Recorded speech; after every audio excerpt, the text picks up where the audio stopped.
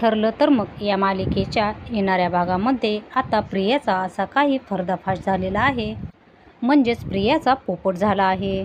यावेळेला प्रियाने महिपतच्या इकडे जाऊन ज्यूस मागितले आणि तेव्हा नागराजने तिला ज्यूस दिलेला नसून तिला दिलेले असते ती म्हणजे दारू. आणि प्रियाला ती दारू तेव्हा चढत नसते. ज्या वेळेला ती घरी येते तेव्हा ती दारूच्या नशेमध्ये आता प्रिया असं काही बडबड करते की या सगळ्यामध्ये अश्विनला या सगळ्याचा इतका धक्का बसतो आणि सगळ्या सत्याचा उलगडा होतो. आणि झोपेत बोललेल्या 3 गोष्टी या सगळ्यामध्ये प्रियाच्या विरोधात जा. दारू पेलेली प्रिया, पूर्णा आजी आणि आता अश्विन यांच्यासमोर तमाशा तर करतेच, पण अश्विन जबरदस्तीने रूममध्ये घेऊन आल्यावरती झोपेत ती जे काही बडबडते ते ऐकून तर अश्विनच्या पायाखालची जमीनच हादरते. झोपेत प्रियाने काय सांगितले आणि त्याचा पुराव्यासकट अश्विनच्या समोर काय सत्य आले हे सर्व काही आपण पाहूयात. आता इकडे प्रियाला कल्पना कॉल करत असते, परंतु प्रिया काही तिचा कॉल उचलत नाही आणि त्यामुळे कल्पना विचार करते काय चाललंय हे, म्हणजे तन्वी असं का करते. पूर्णा आजी रागावते, काय झालं नक्की, हिने तर मला कबूल केलं होतं की ती या सगळ्यामध्ये आता मला शिरा बनवून देईल, तर ती असं कसं वागू शकते. नाही नाही, आतापर्यंत सायलीने कधीच असं काही वागलेलं नाहीये.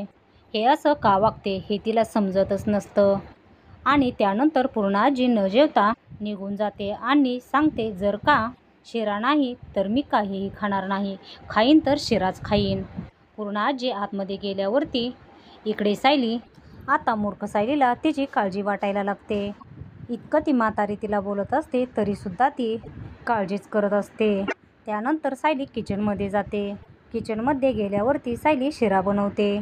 त्यावरती मग आता विमल सांगायला लागते, सायलीताई अहो तुम्ही शिरा बनवून नेताय खरा, पण पूर्णा आजी या सगळ्यामध्ये आता तो शिरा खातील नाही खातील असं म्हटल्यावर आता इकडे सायली सांगते, हे बघा विमलताई तुम्ही सांगायचंच नाहीये, हा शिरा मुळातच मी बनवलाय म्हणून, आणि त्यामुळे या सगळ्यामध्ये त्यांना कळणारच नाही ना पूर्णा आजीला की हा शिरा मी बनवलाय. असं म्हटल्यावरती मग आता इकडे विमल सांगते ठीक आहे. तोपर्यंत कल्पनासुद्धा प्रयत्न करत असते की काहीही झालं तरी या सगळ्यामध्ये पूर्णाईने काहीतरी खावं.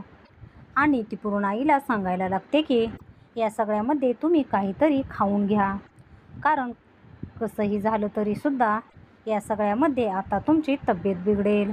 पूर्णाई काही खायला तयार नसते. सायलीने शिरा बनवल्यावरती प्रिया येते. हे बघ प्रियाचे डोळे तारवटलेले असतात. प्रियाला या सगळ्यामध्ये दारू चढलेली असते. तिला कळलेलं असतं की तिला दारू चढलेली आहे आणि काहीतरी विचित्र घडलेलं आहे. ती इतका विचार करत नाही आणि डायरेक्ट तशीच येते आणि ती डायरेक्ट आल्यावरती ती सायलीला अडवते आणि सायलीला अडवल्यावरती ती सांगायला लागते, हे बघ काहीही झालं तरीसुद्धा हा शिरा तू घेऊन जायचा नाहीयेस. सायली म्हणते मी नाही घेऊन जात, पण तू तरी जा, पूर्णाईने काहीही खाल्लेलं नाहीये. त्यावरती प्रिया म्हणते तू गप्प बस, तुझा शिरा नको, हा शिरा मी केलाय. असं म्हणत तिला येता येता नागराजने जी आयडिया दिलेली असते त्या आयडियातून ती पार्सल शिरा आणते. तोच पार्सल शिरा पूर्णाईला देते. यावरती आता इकडे सायली म्हणते तू तर आत्ता आलीस, जर का तू आत्ता आली होतीस तर शिरा तू कोठून केलास. यावरती प्रिया सांगायला लागते तुला काय करायचं आहे, तू गप्प बस ना, शिरा मी केलाय. ती आता पार्सलने आणलेला शिरा प्लेटमध्ये घेऊन पूर्णाईला घेऊन जाते आणि ती कल्पना आणि पूर्णाईला खाली घेऊन येते. कल्पना आणि पूर्णाईला खाली आणल्यावरती कल्पना मामी हा बघ हा शिरा मी बनवलाय. अगं तुला माहिती आहे का, मी जायच्या आधीच तयारी केली, मला खूप महत्त्वाचं काम आलं, माझ्या एका मैत्रिणीची तब्येत जरा बिघडली आणि म्हणून मला तिकडे जावं लागलं, नाहीतर मी कधी गेले असते का तुम्हाला आश्वासन देऊन. हे बघ मी पटकन शिऱ्याची तयारीच केली होती. ती सायली काय सांगते की मी तयारी केली नव्हती. अगं रवा भाजून व्यवस्थित ड्राय फ्रूट्स वगैरे टाकून आता फक्त पाणी गरम करून त्यात टाकायचंच ठेवलं होतं. यावरती पूर्णा आजी म्हणते, हो ग माझी सोनी, मला माहिती होतं की तू मला दिलेलं वचन कधी मोडणार नाहीस. दे बघू आण शिरा. असं म्हटल्यावरती आता कल्पना शिरा खाते आणि पूर्णाई याला तर साजूक तुपाचा वास नाही येतय, काहीतरी खोमट वास येते. असं म्हटल्यावरती पूर्णाई म्हणते, हो हो. प्रिया म्हणते, नाही नाही, आपल्या घरामध्ये जे साजूक तूप होतं तेच मी वापरलं, मग आपल्या घरातलं तूप खराब झाले का? पूर्णाई म्हणते, नाही नाही, आपल्या घरातलं आपण स्वतः साईपासून बनवलेलं तूप असतं, ते कसं काय खराब होईल. यावरती कल्पना म्हणते, परंतु याला खवट वास येतोय, याला डालडा वगैरे वापरल्याचा वास येतोय. यावरती आता इकडे प्रिया गडबडते. प्रिया म्हणते, नाही नाही, हे आपल्याच घरातील तूप आहे, मी कशाला दुसरं तूप वापरेन. यावरती मग आता कल्पना म्हणते, याच्यामध्ये ड्रायफ्रूट्स वगैरे काहीच नाही आहे, फक्त बेदाणे आहेत, काजू बदाम कुठे आहेत. हा आयता कुठून तरी आणलेला शिरा साधा, त्यात काजू बदाम नाहीत. प्रिया म्हणते, काय माहीत, मी तर टाकले होते पण कुठे गेले काहीच कळत नाहीये. यावरती पूर्णाई सांगायला लागते, वास कसला ग येतोय. यावरती कल्पना म्हणते, हो पूर्णाई, मला पण कसला तरी घाणेरडा वास येतोय आणि तन्वी जवळ आली की जास्तच घाणेरडा वास येतोय. असं म्हटल्यावरती आता प्रिया इकडे गडबडते आणि प्रिया सांगते, नाही काय नाही, मी काय चपटी बिपटी घेतलेली नाहीये.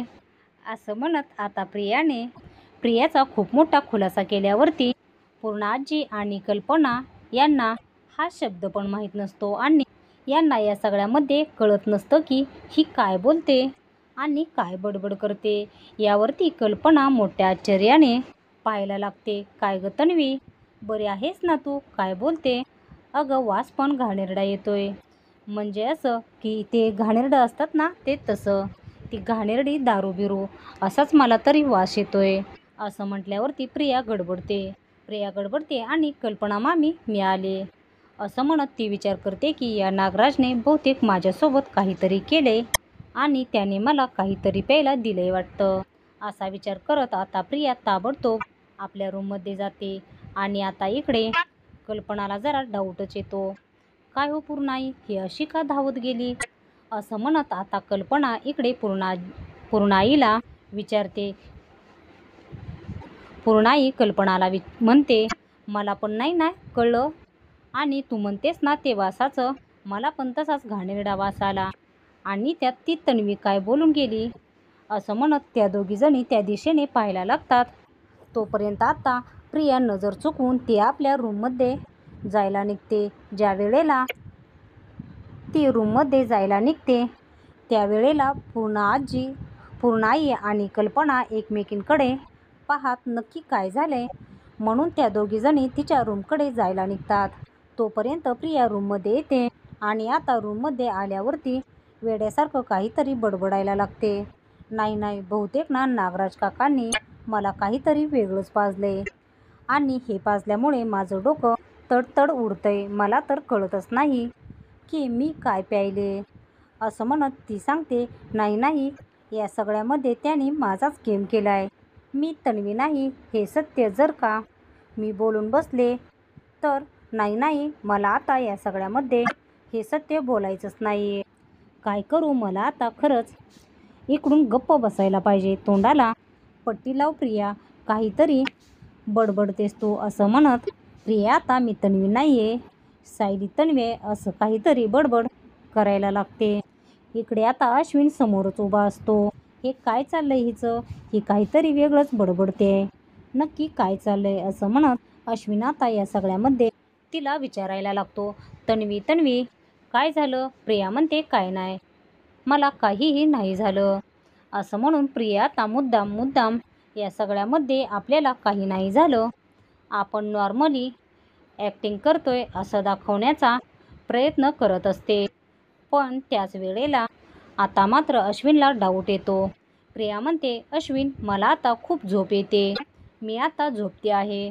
असं म्हणत आता अश्विन या सगळ्यामध्ये बोलत असताना ती झोपायला लागते. ती ज्या वेळेला झोपायला लागते त्यावेळेला अश्विन विचार करायला लागतो, काहीतरी गडबड आहे, ही या सगळ्यामध्ये काहीतरी लपवते आहे. मग आता अश्विन एवढा विचार करत नाही, असेल काहीतरी असं म्हणून अश्विनसुद्धा झोपी जातो. परंतु ज्या वेळेला अश्विन झोपी जातो त्यावेळेला प्रियाला काही झोप येत नसते. तिच्या डोक्यात असतं की माझ्या तोंडून काही निघालं तर, मी या सगळ्यामध्ये काही बोलले तर, आणि काही बोलून या सगळ्यामध्ये पटकन आता अश्विनला समजलं तर, नाही नाही आता मी काय करू काय करू. तिला आता खरंच गोष्टी समजत नसतात आणि ती एकदम गडबडलेली असते. त्याच वेळेला ती आता झोपेत सारखं इकडे तिकडे करत असते. नाही मी तन्वीच आहे. सायली नाही आहे तन्वी, मीच तन्वी आहे. तुळशीपत्र माझ्याच पायावरती आहे. हो माझ्याच पायावरती तुळशीपत्र आहे. मीच आहे तन्वी किल्लेदार. 5-50 गोष्टी ती अशाच बोलत असते. तिला या सगळ्यामध्ये अशी लुडबुड करताना पाहताना अश्विनला आता जाग येते. काय चाललंय नक्की तन्वीचं, असा विचार करत तो इकडे तिकडे पाहायला लागतो. परंतु आता या सगळ्यामध्ये प्रिया आता चांगलीच गडबडलेली असते आणि आता प्रिया या सगळ्यामध्ये घाबरलेली असते. ती स्वतःला समजवण्याचा प्रयत्न करते की नाही नाही तूच तन्वी आहेस, काय चाललंय तूच तन्वी आहेस, असं म्हणत ती स्वतःला समजवण्याचा प्रयत्न करत असते. पण तोपर्यंत इकडे हे सगळं चालू असताना पूर्णाई आणि कल्पना विचार करतात, काय चाललंय या दोघांच्या रूममधून कसले बसले आवाज येत आहेत. कल्पना म्हणते चला पूर्णाई आपण बघू. असं म्हणत कल्पना आणि पूर्णाई या त्या दोघांच्या रूममधून कसला आवाज येतोय म्हणून पाहण्यासाठी ज्या वेळेला रूममधली गडबड काहीतरी वेगळीच असते. प्रिया बोलत असते मीच आहे तन्वी, मीच आहे तन्वी, मला कोण नाही तन्वी म्हणणार, असं म्हणत प्रिया आता वेड्यासारखं बडबड करत असते. आणि आता हे सगळं बोलत असताना ती खूपच वेड्यासारखं करत असते. हे सगळं चालू असताना अश्विन म्हणतो तू दारू प्यायलीस, असं म्हटल्यावरती अश्विनला लगेचच डाऊट येतो. नाही नाही या सगळ्यामध्ये हिने दारू प्यायली आहे. अश्विन म्हणतो तन्वी तू दारू पिलीस आणि त्या कारणासाठी बाहेर गेली होतीस. यावरती मग आता प्रिया सांगते अश्विन मी दारू प्यायला नव्हते गेले, मी खरं तर महिपतला सांगितलं होतं मला ज्यूस दे, महिपतने मला बहुतेक दारू दिली असेल. यावरती अश्विन म्हणतो काय बडबडतेस, महिपतकडे का गेली होतीस. तन्वी हे काय चाललं आहे तुझं. तोपर्यंत पूर्णाई आणि कल्पना दरवाजाबाहेर उभं राहून सर्व काही ऐकत असतात. रूममध्ये कसं यायचं म्हणून त्या दाराबाहेर थांबतात. दाराबाहेर उभं राहून त्यांना सर्व काही ऐकू येत असतं. आणि आता तो म्हणतो तू महिपतकडे का गेली होतीस. यावरती प्रिया सांगते सेलिब्रेट करायला. महिपत शिकरेला नवीन वकील सापडला आणि ती दामिनी देशमुख, त्यासाठी महिपत आणि नागराज तिकडे होते आणि मी पण गेले. मी म्हटलं की त्यांना ज्यूस द्या, परंतु त्यांनी मला ज्यूस नाही दिलं. त्यांनी मला या सगळ्यामध्ये दारू दिली आणि ती दारू मला चढली, असं म्हटल्यावरती आता प्रिया दारूच्या नशेत नको नको ते सगळं बोलत असते. प्रिया तापुरती या सगळ्या गोष्टीमध्ये अडकलेली असते. हे सगळं चालू असताना आता इकडे प्रिया म्हणते मी थकले, मी झोपले, मला पाय लपवा दे, पाय लपून ठेवू दे, माझ्या पायावरती तुळशीपत्र नाही आहे, मला आता पाय लपवू दे. आता अश्विनला तिच्यावरती डाऊटच येतो, काहीतरी झाले, ही या सगळ्यामध्ये काय लपवू दे, असं म्हटल्यावरती अश्विन तिचा पाय पाहतो. पाय बघितल्यावरती त्या पायावर ती तुळशीपत्र नसतं. मग मात्र अश्विनची खात्री पडते की काहीतरी गौडबंगाल आहे. ही तन्वी नाहीच आहे मुळात. ही महिपतकडे का गेली होती. नागराज काका तिकडे काय करत होते. त्याच्या मनामध्ये 1 ना 100 असे प्रश्न यायला लागतात. आणि मग मात्र या सगळ्यामध्ये तो गडबडतो आणि या सगळ्यामध्ये विचार करायला लागतो. त्याच वेळेला बाहेर उभा असलेल्या पूर्णाई आणि कल्पना आत येतात तेव्हा प्रियाच्या पायावरती नसलेलं तुळशीपत्र दिसतं. ही खरंच तन्वी नाही आहे आणि ती सारखं सारखं जे काही बोलत असते मी तन्वी आहे, मी तन्वी आहे, त्यामुळे आता पूर्णपणे तिच्यावरती सर्वांना डाऊट येतो आणि ती या सगळ्यामध्ये तन्वी नाही आहे हे सत्य समोर येतं. आणि मग मात्र आता कल्पनाला धक्काच बसतो. कल्पना म्हणते काय रे अश्विन, हे सगळं काय आहे.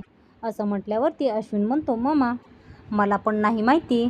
ती म्हणत होती की महिपत शिकरेकडे गेली होते. महिपत शिकरेकडे जाऊन ती आता काय करत होती, ती तिकडे कशासाठी गेली होती हे मला खरंच काही कळत नाही आहे. असं म्हणत आता या सगळ्यामध्ये इकडे आता सगळ्यांना धक्काच बसतो. प्रिया तन्वी नसल्याचं सत्य सर्वांसमोर आलेलं आहे. ठरलं तर मग या मालिकेचे येणारे पुढील भाग पाहण्यासाठी आपल्या चॅनलला आता सबस्क्राईब करा.